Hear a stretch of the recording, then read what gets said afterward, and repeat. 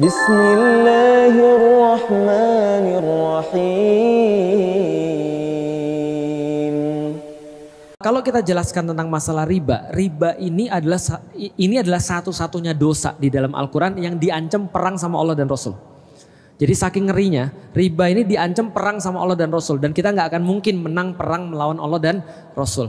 Dan riba ini dalam salah satu hadis disampaikan bahwasanya dosanya yang paling ringan seperti menyetubuhi ibu kandung sendiri. Jelas ya? Nggak mungkin kita bayangkan di dalam kepala kita, tapi itu yang terjadi.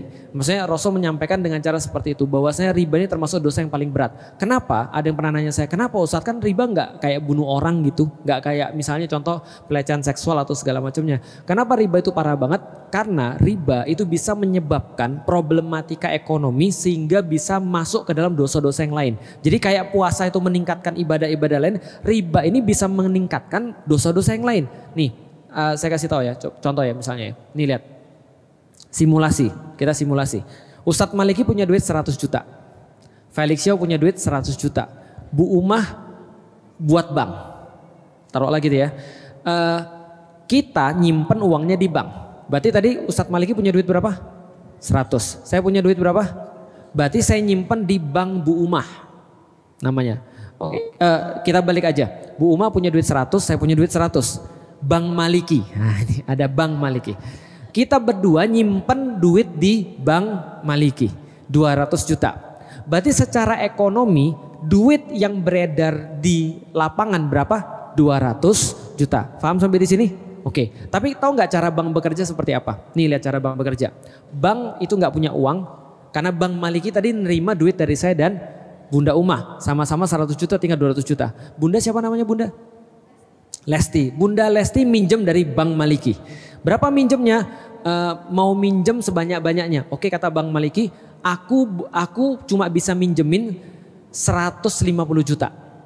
Taruhlah ya, aku cuma bisa minjemin 150 juta karena 50 juta harus aku tahan. Kalau Felix sama Bu Uma mau narik duitnya. Paham sampai di sini ya?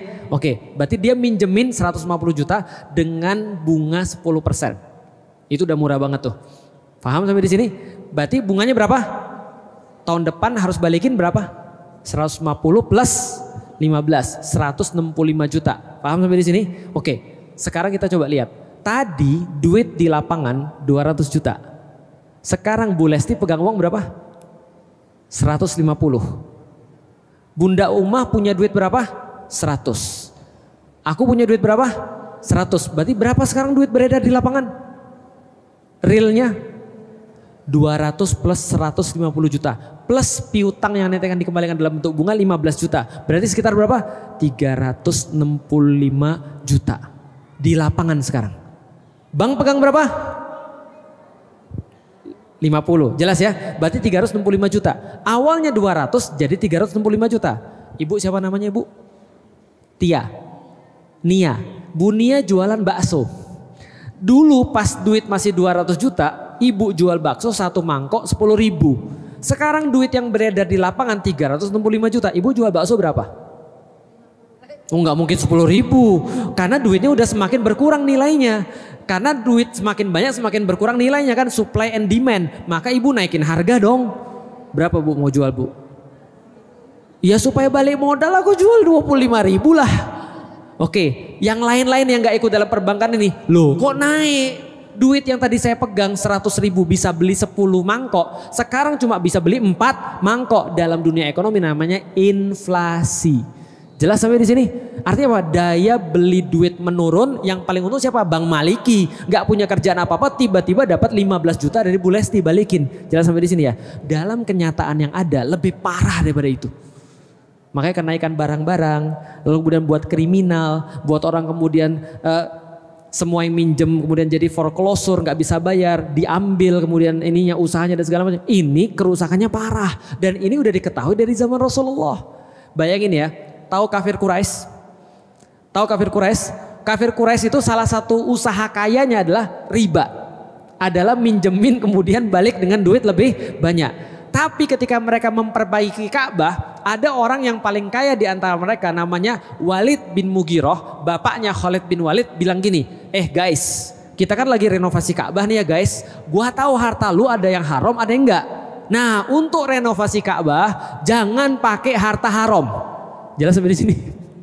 Berarti mereka kalau harta-harta dari riba tuh mereka nggak pakai untuk renovasi Ka'bah. Itu orang kafir Quraisy. Berarti bagi orang kafir Quraisy riba itu uang baik atau uang jahat.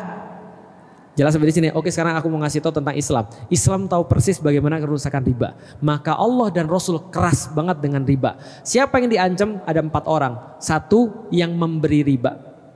2, yang memakan riba.